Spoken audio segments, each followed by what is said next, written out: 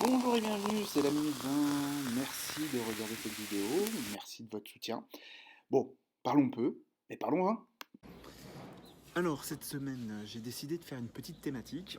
Pourquoi? Parce qu'on arrive au déconfinement total, où on nous annonce qu'on peut partir en vacances, et ça va pas être le cas de tout le monde. Et puis en plus, quand on va partir, on va peut-être pas aller très très loin.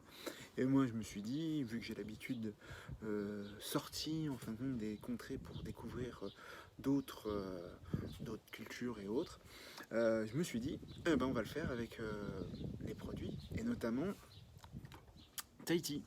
Alors, on est sur la presqu'île de Tahiti, sur une zone qui s'appelle Taha. C'est trois personnes qui ont relancé cette distillerie sur Tahiti, qui s'appelle Manao.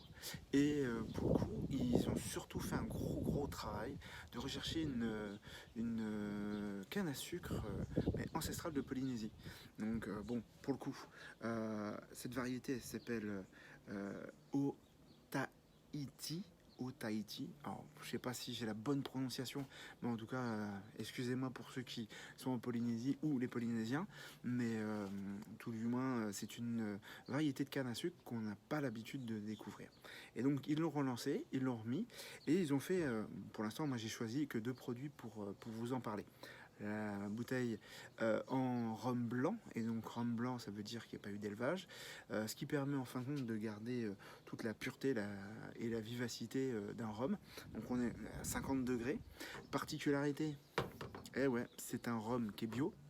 Donc pour le coup, plutôt agréable de voir qu'ils ont respecté la culture, la vigne, la canne à sucre et tout, le process. Donc 50 degrés, bon, pour un rhum blanc, c'est pas si fort que ça, hein, surtout qu'on va souvent l'associer avec du jus de citron ou autre pour l'améliorer et pour le servir en cocktail. Bon, ceci dit, il y a un côté floral qui est génial.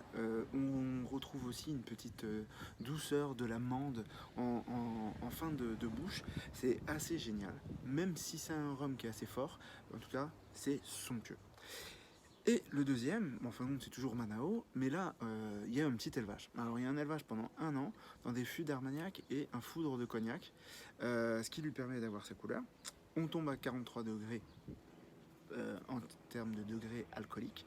Mais par exemple, à boire tout seul, c'est juste magnifique. Une pureté sur une note vanillée. Et la vanille, c'est vrai que c'est un peu la Polynésie. Donc pour le coup, c'est deux produits magnifiques à découvrir. Je les ai sur le site que j'ai développé pour vendre des produits que je découvrais et que j'avais pas l'opportunité de mettre auprès des clients qui me faisaient confiance pour les sélections. Bon bah là, vous pourrez les retrouver. J'espère que ça vous fera plaisir de découvrir Manao. En tout cas, je vous garantis, faites-vous plaisir avec ces bouteilles parce que c'est exceptionnel. Merci et à très bientôt.